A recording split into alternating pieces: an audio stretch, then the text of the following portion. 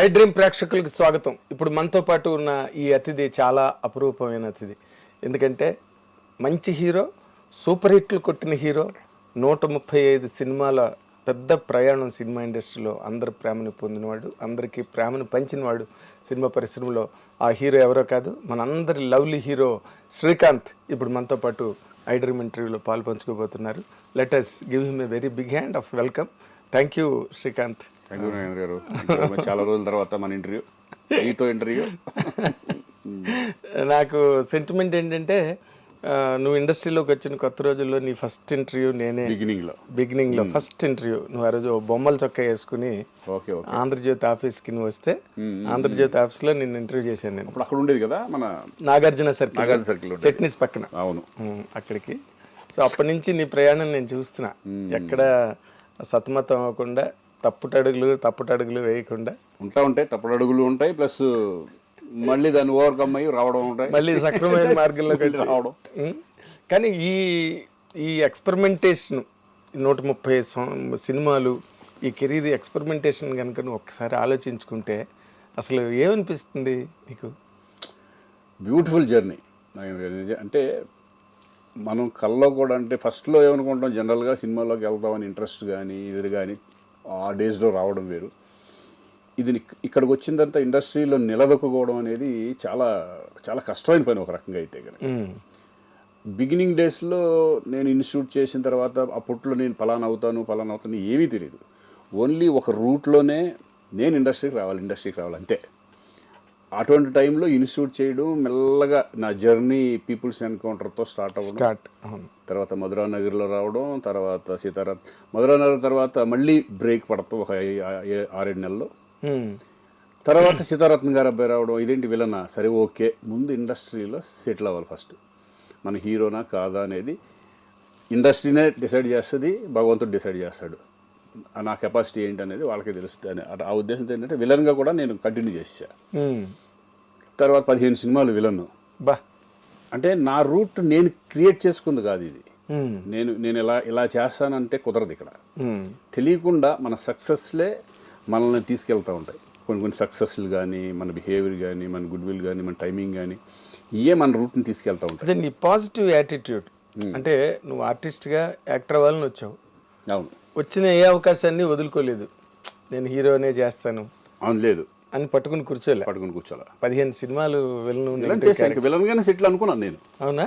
విలన్గా ఓకే. ముందు అసలు ఒక ఇండస్ట్రీ మీద ప్రేమతో, నేను ఒక యాక్టర్ అవ్వాలని ప్రేమతో వచ్చినాడు. ఇక్కడ వచ్చిన తర్వాత రూట్ ఎలా తీసుకెళ్తుంది అనేది నాకు అసలు ఏమీ తెలియదు. మళ్ళీ భరద్వాజ్ గారు రూపంలో మళ్ళీ వచ్చి నిన్ను హీరోని చేస్తా, ఇవన్నీ మానేసే విలన్గా అని చెప్పడం. తర్వాత నేను సరే ఆయన మీద నమ్మకంతో 1/2 ముందే అన్నీ ఫినిష్ చేసుకుని కూర్చున్నాను. 2 నెలలు 3 నెలల్లో కూర్చున్న తర్వాత ఆయన అనుకున్నట్టే నేను జేడి చక్రవర్తి ఇద్దరు హీరోలుగా స్టార్ట్ అయింది. అక్కడ నుంచి వెనక్కి తిరిగి చూసుకోవాలి నేను. మళ్ళీ అదే బ్యానర్లో దొంగరాస్కల్ సినిమా రావడం. అవును. ఇక సోలోగా మెల్లమెల్లగా అలా ఆమె, పెళ్లి సందడి, ఆహ్వానం, ఎగిరే పౌర్ణ, వినోదం, ఇలా కంటిన్యూస్ ఫిల్మ్స్ రావడం. It's God grace. మంచి హిట్స్ పడ్డాయి. మంచి హిట్స్, గాడ్ గ్రేస్, చాలా మంచి హిట్స్. అంటే ఆ మొదట్లో అసలు నీకు ఏ గైడెన్స్ లేదా ఇండస్ట్రీలో? అసలు ఏం లేదు, ఎవరు తెలియదు. ఇండస్ట్రీ ఎలా ఉంటుందని కూడా తెలియదు నాకు. ఫిలిం ఇన్స్టిట్యూట్ చేయడం వలన కొంచెం నాలెడ్జ్ ఏంటంటే కెమెరా ముందు భయపడకుండా నుంచోవడం, కొన్ని చిన్న ఈ తప్పితే ఇండస్ట్రీ పీపుల్ నాకు తెలియదు. ఇండస్ట్రీలో ఎవరు పరిచయం లేదు. నాకు చాలా మొహమాటంగా ఉండేది. ఎక్కడికి కంపెనీల చుట్టూ తిరిగేవాడిని కాదు, ఏం కాదు. ఊరినెలా అట్లా ఒక సినిమాని బట్టి ఒక సినిమా అట్లా వచ్చేసింది తప్పితే no guidance, nothing. Godfather nothing, ఏమి లేదు. గాడ్ ఫాదర్ అంటే ఒక రకంగా ఏకలవ్య శిష్యుడు అంటారు చూడు, అభిమానిగా చిరంజీవి గారి ఇన్స్పిరేషన్తోనే వచ్చినాడు కాబట్టి ఆయన్నే ఒక గాడ్ ఫాదర్ లాగా గడుపు. అదేలే, అంటే ఎదురుగుండా ఉన్నా నువ్వు వెళ్ళి కలవలేని గాడ్ ఫాదర్. తర్వాత ఆయన గైడెన్స్ వేరు. అదే ఇంకా ఆ తర్వాత నువ్వు వాళ్ళ ఫ్యామిలీలో తర్వాత ఆయన చెప్పే విషయాలు కానీ ఆయనకు బ్రదర్ లాగా అది ఆ బాండ్ మళ్ళీ వేరేగా మారిపోయింది. కానీ ఇప్పుడు ఈ 15 సినిమాల తర్వాత ఫస్ట్ భరద్వాజ్ గారు నీకు హీరో అని చెప్పడం నీకు నమ్మకం కలిగిందా? నువ్వు ఒక లీడ్ క్యారెక్టర్ పాజిటివ్ గా హీరోగా వచ్చి అప్పటికే 15 సినిమాలు. ఎక్స్పీరియన్స్ ఉంది కదా. ఉమ్, ఇప్పుడు హీరోగా ఆయన చేస్తాను నమ్మాను నేను. డెఫినెట్ భరద్వాజ్ గారు మాట ఇచ్చారు అప్పట్లో ఏంటంటే భరద్వాజ్ గారు డెఫినెట్ చేస్తున్నారా అంటే అంతే. అవును అవును అలా చేశారు ఆయన. అవును 1/2 చిత్రం. నాకు అది మంచి బ్రేక్ వచ్చింది. 100 days ఆడిన సినిమా అది. అవును. ఇంకా ఆ తర్వాత ఇంక మెల్లగా హీరో శివనాగేశ్వరరావు కదా. శివనాగేశ్వరరావు. అవును. ఇక అది ఆ కెరీర్ అలా స్టార్ట్ అయిపోయింది. ఓకే. బట్ నేను ప్లాన్ చేసుకుంది ఏదీ కాదు అసలు. ఉమ్, నేను ఇప్పటికీ నేను ప్లాన్ చేసుకోలేను. అదేంటో నాకు తెలియదు. చాలా విచిత్రం, చాలా విచిత్రం. ఎందుకంటే ఒక 4-5 నాకు వచ్చిన దాంట్లో సెలెక్ట్ చేసుకుంటాను అంతే. అంటే నాకు ఏదేదో వస్తూ ఉంటాయి కదా, నా ఫిల్మ్స్ వస్తూ ఉంటాయి, దాంట్లో సెలెక్ట్ చేసుకుంటాను అంతే తప్పితే. ఓకే. ఆ టైంలో ఎలా ఉండేదంటే ఆమె సినిమా హిట్ అయింది కదా, హిట్ అవ్వకముందే 2-3 సినిమాలు కమిట్. తాజ్మహల్ తర్వాత పెళ్లి సందడి తర్వాత నాకు 3-4 సినిమాలు కంటిన్యూ ఉండేవి. ఓకే. అవి లక్కీగా అన్ని సినిమాలు హిట్లు పడింది. ఆహ్వానం కానీ వినోదం కానీ లక్కీగా. అవును, పెద్ద హిట్లు మైల్స్. తర్వాత ఏమైంది, ఇవన్నీ అయిపోయిన తర్వాత ఒక 2000 ఆ టైంలో ఒక సినిమా హిట్ వచ్చిందంటే దాని తర్వాత 3 సినిమాలు ఉండేవి. నా ప్లానింగ్ ఉండేది కదా, ఏం చేయాలి ఇప్పుడు, హిట్ కొట్టిన తర్వాత జాగ్రత్తగా ఉండాలి కదా, అప్పుడు మంచి ప్రొడక్షన్లు వస్తారు, ఇవన్నీ వస్తారు కదా. అవును. ఈ లోపలే నాకు 3 సినిమాలు కమిట్మెంట్ ఉండండి, అవి ఫినిష్ చేసుకుని అయిపోయేపటికి వీళ్ళు వచ్చేవాడు కదా. నాకు చాలా మట్టుకి మహాత్మా తర్వాత బాగా పెద్ద దెబ్బ మనకి. డౌన్ అవ్వకుండా మెల్లగా కెరీర్ అంటే మనం చెప్పుకోకపోతే ఎలా ఉంటుంది. మహాత్మా 100వ సినిమా తర్వాత మెల్లగా తెలియదు మంచి సినిమాలు చేసినా కూడా అవి పోతా. అదే నేను అసలు అడుగుదాం అనుకున్నా. ఇప్పుడు 135 సినిమాల్లో నువ్వు దాదాపుగా ఒక 20 ఏళ్ళు హీరోగా నిలబడ్డావు. అవును, 20 years నాకు తెలిసి. మళ్ళీ నీకు బోయపాటి సినిమా వచ్చే వరకు మధ్యలో ఒక సైలెంట్ గ్యాప్. నువ్వు సినిమాలు చేస్తున్నా కూడా సక్సెస్ లేని సినిమాలు. సక్సెస్. ఇప్పుడు నేను హీరోగా దాని తర్వాత మహాత్మాతో చాలా చేశా. దగ్గర 25 ఫిలిమ్స్ వరకు హీరోగా కంటిన్యూ చేశా. బట్ ఏది సక్సెస్ లేదు. కారణం ఏంటి? కొంతమంది టైం బాగాలేదు అంటున్నాను. అఫ్ కోర్స్, మరి ఇంకేదో సైన్స్ ఎండ్ అయిపోయింది, ఫిలాసఫీ ప్రారంభమవుతుంది. ఆ టైంలో సరే పని సెలెక్ట్ చేసుకున్నాం. బట్ అంటే ఒకటిలేండి, నేను అనుకోవడం ఏంటంటే యంగ్స్టర్స్ రావడం స్టార్ట్ అయిపోయిన తర్వాత యంగ్ బ్యాచ్ అంతా వస్తున్నారు కదా, మెల్లగా డెఫినెట్ నేనే కాదు ఏ హీరో అయినా కొంతకాలం అయిన తర్వాత మెల్లగా ఫేడ్ అవుట్ అవడం జరుగుతూ ఉంటుంది. కామన్. ఒక చిరంజీవి గారికి బాలకృష్ణ గారికి వాళ్ళకి కొన్ని తప్ప అదేంటంటే భయంకరంగా ఇమేజ్ ఉంది కాబట్టి, వాళ్ళకి ఫ్యాన్ ఫాలోయింగ్ భయంకరంగా ఉంది కాబట్టి వాళ్ళు సస్టైన్ డెఫినెట్గా అవుతారు. ఎక్కువ ఫ్యాన్ బేస్డ్ మనకు ఓపెనింగ్ రాగా మన సినిమా అప్పట్లో ఎలా ఉండేదంటే ఫ్రాంక్గా మాట్లాడుకుంటే సినిమా బాగుంటేనే సినిమాకి వచ్చేవాళ్ళు.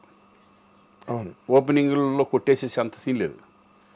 లేడీస్ ఫ్యాన్స్ అంతా సినిమా బాగుంది అనుకుంటే మెల్లగా అలా పెరుగుతూ వచ్చేది. ఇప్పుడు ఈ మధ్యకాలంలో అలా లేదు. ఫస్ట్ డేనే సినిమా బాగోలేకపోతే 4వ రోజుల్లో తీసేస్తున్నారు. 4వ రోజు మధ్యాహ్నానికే ఉంటున్నా. సినిమా బాగోలేదని టాక్ వస్తే అసలు రావట్లేదు జనం. అలా అయిపోయింది. బట్ ఎనీవే నేను ఫస్ట్లో అయితే నేను ఎలా ఇండస్ట్రీలో నిలబడాలి అని అనుకున్నాను. నిలబడతానే ఉన్నా. ఏదో ఒక రూపంలో క్యారెక్టర్ అవనండి. ఇప్పుడు వచ్చిన మన ఈ మధ్య కోట బొమ్మాళి ఒక మెయిన్ లీడ్ క్యారెక్టర్గా ఈ టైంలో కోట బొమ్మళ్ళి అనేది రావడం, నీకు అలాంటి క్యారెక్టర్ రావడం అసలు మార్వెలస్. ఆ పెర్ఫార్మెన్స్ కానీ నువ్వు ఎంత బాగా సూట్ అయ్యావంటే ఆ క్యారెక్టర్కి, అంటే పీపుల్ బిలీవ్డ్ యూ. ఒక సిన్సియర్ పోలీస్ ఆఫీసర్ అంటే నువ్వు ఇన్నాళ్ళు నిలబెట్టుకున్న ఒక రికార్డ్ ఏదైతే ఉందో, మంచివాడు శ్రీకాంత్, నిజాయితీ గలవాడు, ఫ్రాంక్ అన్న ఇమేజ్ ఉంది చూడు నీకు, అది బాగా ప్లస్ అయింది థియేటర్లో. వాసు వాళ్ళు కూడా అదే ఆలోచించారు. ఎందుకంటే ఈ క్యారెక్టర్ ఏంటంటే చాలా చాలా కష్టం ఈ క్యారెక్టర్ చేయడం తెలుగులో. అంటే ఆయన ఒరిజినల్ చూసుంటారు కదా, జోజు. ఆ క్యారెక్టర్ చేయడం చాలా కష్టం. అది అతని బాడీ లాంగ్వేజ్ చాలా డిఫరెంట్గా ఉంటుంది. అవును. పర్ఫార్మెన్స్ లెవెల్స్ కూడా చాలా న్యాచురల్గా, చాలా ఇంట్లో పక్కన చేసుకుంటే ఆ టైప్లో ఎమోషన్స్ అలా టచ్ చేస్తాడు.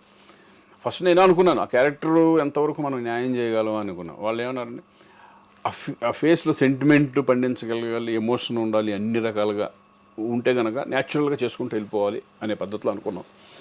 అతను ఇమిటేట్ చేయడం వాసు నేను డిస్కస్ చేసినప్పుడు ఏంటంటే మన పద్ధతిలో మనం వెళ్ళిపోదాం. నేను వాళ్ళని ఇమిటేట్ చేసి ఇప్పుడు యాజ్ ఇట్ ఈజ్ దింపాలంటే ప్రతి సీన్ చేసుకుని చేయాలి. బట్ దానికి దీనికి చాలా మార్పులు ఉన్నాయి. బాగా మార్పులు ఉన్నాయి. ఎందుకంటే నా రూట్లో నేను చేసుకుంటూ వెళ్ళిపోయాను అంతే. దానికి కష్టపడింది కూడా లేదు. ఆ ఫీలింగ్స్ డైరెక్టర్ ఏం చెప్తే అది అంటే నీకు కష్టపడడానికి ఏముంది, ఇన్ని సినిమాలు చేసి ఇన్ని వేరియేషన్స్ ఏం లేదు, క్యారెక్టర్ అర్థం చేసుకుంటే అర్థం చేసుకుంటే చాలు. అంతే. అది నువ్వు ఎమోషన్స్, క్యారెక్టర్లో ఉన్న ఎమోషన్ అర్థం చేసుకున్నావంటే. అవును. అసలు ఆ లాస్ట్ సీన్ ఉందే, నాకు ఈ ఉద్యోగం కాకి బట్టలు ఇచ్చింది కానీ కుటుంబాన్ని దూరం చేసింది. నాకు ఆ డైలాగు నిజంగా అసలు థియేటర్లో క్లాప్స్, ఆ థియేటర్ దగ్గర సీన్స్ బాగా ఎమోషన్ బాగా టచ్ చేస్తుంది.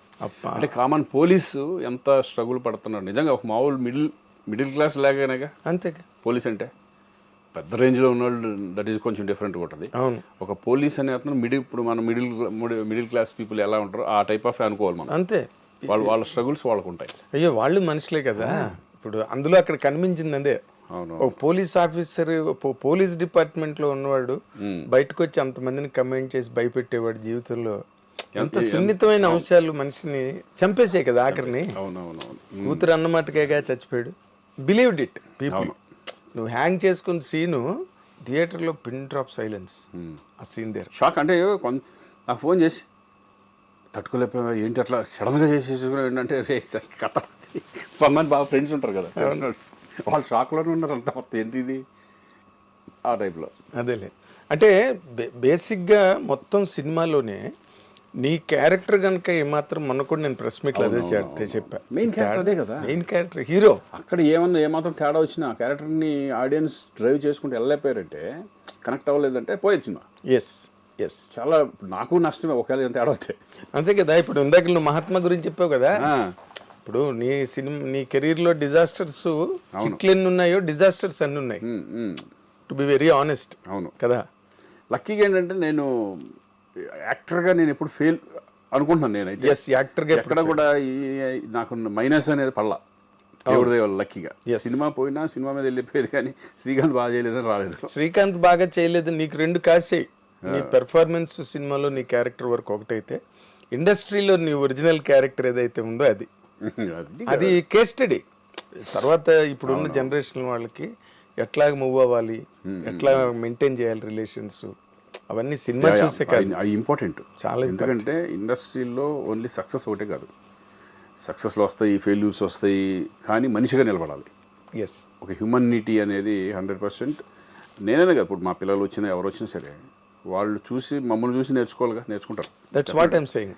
ఏంటి నాన్న ఏంటి అనేది వాళ్ళు అబ్జర్వ్ చేస్తూ ఉంటారు, మనం చెప్పక్కర్లా.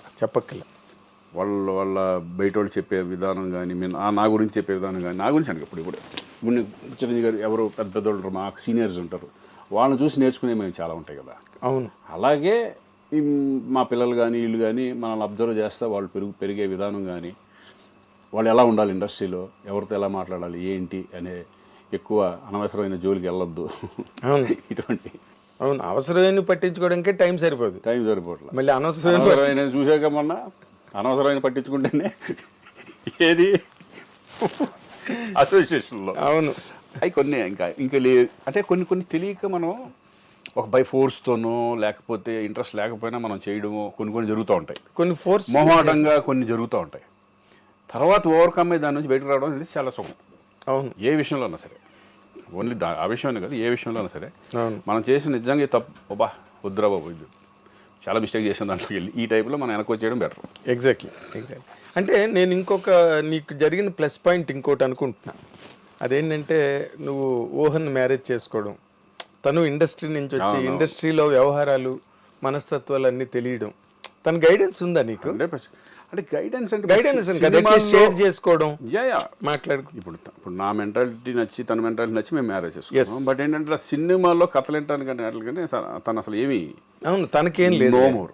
ఒక్కటే ఏంటంటే నేను షూటింగ్ నుంచి వచ్చిన తర్వాత ఇంట్లో ప్రశాంతంగా ఉండాలి. అది ఇంట్లో ఉంది హ్యాపీ మనకి. అంటే ఎక్కువ వేరే వాటిలో ఇన్వాల్వ్మెంట్ కానీ వీటిలో కానీ సినిమా సంబంధించి అవన్నీ తనకి ఏమి ఉండదు. నాకు ఇంటికి రాగానే పీస్ఫుల్. తను అంతా పిల్లలు. ఓకే. నాకు టెన్షన్, నాకు అయితే కనుక పిల్లల గురించి టెన్షన్ లేదు, వాళ్ళ ఎడ్యుకేషన్ గురించి టెన్షన్ లేదు, మొత్తం అంతా తనే చూసుకో. హోమ్ డిపార్ట్మెంట్ మొత్తం తనకే, మొత్తం మనకు సంబంధం లేదు. నేను వచ్చానా నా సినిమాలు, నా ఫ్రెండ్స్, నా సరదాగా నేను తిరగడం అటు ఇటు హ్యాపీగా వెళ్ళిపోతా ఉంటాను. అదేలే. వీలైనప్పుడల్లా ఫ్యామిలీతో ట్రిప్స్. అదేలే. ఇది నా రెగ్యులర్ లైఫ్ స్టైల్. నా బేసిక్గా అంటే నువ్వు చిరంజీవి గారి అభిమానంతో, చిరంజీవి గారి ఇన్స్పిరేషన్తోనే సినిమా ఇండస్ట్రీకి వచ్చావు. ఆయన ప్రభావం నీ మీద ఎంతవరకు నీకు హెల్ప్ అయింది, లేకపోతే ఆయన దగ్గర నుంచి గైడెన్స్లో ఆయన క్లోజ్ అయ్యాక అవి ఏమైనా జరిగాయా శ్రీకాంత్? 100% జరిగింది. ఎందుకంటే నేను ఇండస్ట్రీకి రావడం ఆయన సినిమాలు చూసిన తర్వాతే ఒక ఖైదీ దగ్గర నుంచి నేను స్టార్ట్ అయింది ఒక రకంగా ఈ సినిమా మీద పిచ్చి. అక్కడ నుంచి ఒక మా విలేజ్లో ఎలా ఉండదంటే కొంతమంది కృష్ణ గారి ఫ్యాను, కొంతమంది ఈ ఫ్యాను, కొంతమంది అట్లా. అప్పుడు నేను రాగానే నేను ఒక స్టార్ట్ చేసింది ఏంటంటే ఖైదీ తర్వాత చిరంజీవి గారి కొత్త క్లబ్ స్టార్ట్ అయింది. ఓకే. అలా డిస్కషన్లో ఏమైపోయిందంటే ఆ సినిమాల మీద బాగా మోజు పెరిగిపోయి రిలీజ్ సినిమాలకు వెళ్ళిపోవడం అటువంటివి జరుగుతూ ఉంటాయి.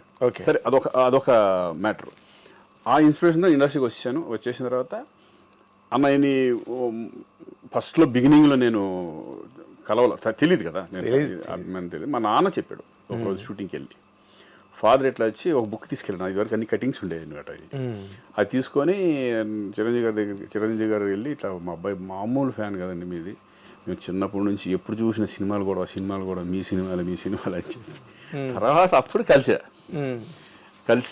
ఇట్లా అవును నాన్న చెప్పారు అంతా అది ఇదే నువ్వు అంటే అది చాలా ఇది. అక్కడ నుంచి ర్యాప్ పెరుగుతూ ఇది అవుతాం, ఒక తమ్ముళ్ళలాగా నన్ను బిహేవ్ చేసుకోవడం. నేను ఎప్పుడు నాకు ఇదే చేశారంటే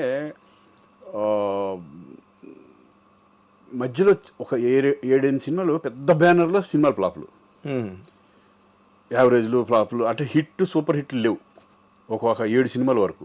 ఓకే. వాళ్ళు డిప్రెషన్లోకి వెళ్ళి, అంటే అప్పటి వరకు సక్సెస్ చూసినాడు కదా. అవును కదా. సక్సెస్ చూసి సన్నగా ఏంటిది డౌన్ఫాల్ స్టార్ట్ అయిపోయింది. మొత్తం టప్పు పోతున్నాయి అన్ని పెద్ద బ్యానర్లు. మళ్ళీ ఓకే ఏంటి ఇట్లా పోతుందని ఫుల్ డల్ అయిపోయాను, బాగా డిసప్పాయింట్ అయ్యాను. అన్నయ్య 3 నెలలు కలవకపోతే ఇప్పుడు కలిసేవాడు కదా, రెగ్యులర్ కలుస్తూ ఉండేవాడు.